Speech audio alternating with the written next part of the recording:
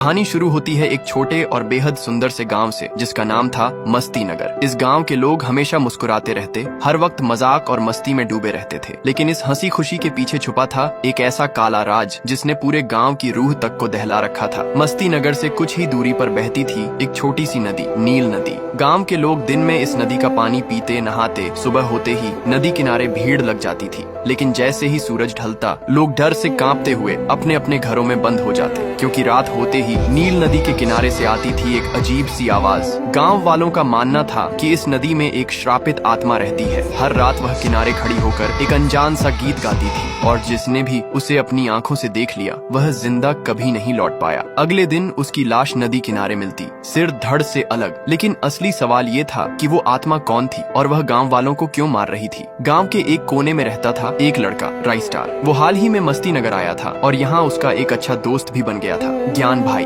दोनों हर वक्त साथ रहते, सुबह सुबह नील नदी में नहाने भी जाते और खूब मस्ती करते। उनकी जिंदगी खुशियों से भरी थी, लेकिन ये खुशी ज्यादा दिन तक टिकने वाली नहीं थी। एक सुबह हमेशा की तरह ज्ञान भाई अपनी स्कूटी पर राइस्टार के घर पहुंचा और बोला, भाई चलो नील नदी चलते हैं, आज मैंने नई चड्डी पहनी है। राइस्टार जोर जोर से हंस पड़ा और दोनों स्कूटी पर बैठकर नदी की ओर निकल पड़े। वहाँ पहुंचकर दोनों ने नहाना शुरू किया और कब शाम ढल गई उन्हें पता ही नहीं चला। तभी अचानक गाँव का एक आदमी हाथ में डंडा लेकर आया और चिल्लाया, जल्दी बाहर निकलो वरना देख लेना। राइस्टार और ज्ञान भाई ने एक दूसरे को देखा और हंसते हंसते भाग निकले। वे राइस्टार के घर पहुंचे। कुछ देर बाद राइस्टार बोला, भाई अब देर हो रही है, मैं घर जा रहा हूँ, नहीं तो मम्मी डांटेगी। ज्ञान भाई ने कहा, ठीक है भाई, बाएं। दोनों अपने अपने रास्ते निकल गए। लेकिन चलते चलते अचानक ज्ञान भाई को याद आया, अरे मैंने तो स्कूटी नदी किनारे ही छोड़ दी। वह भागते हुए फिर से नील नदी पहुंचा। काफी देर तक ढूंढने के बाद आखिरकार उसे अपनी स्कूटी नदी किनारे गिरी हुई मिली। इसी बीच नदी के अंदर से वही अजीब आवाज गूंज उठी। ज्ञान भाई ने डरते डरते नदी की ओर देखा। तभी पानी के भीतर से एक लड़की बाहर आई। उसने कुछ पल तक उसे घूरा और फिर अचानक गायब हो गई। ज्ञान भाई को लगा शायद ये उसका वहम है, लेकिन तभी पीछे से वही आवाज दोबारा सुनाई दी। उसने पीछे मुड़कर देखा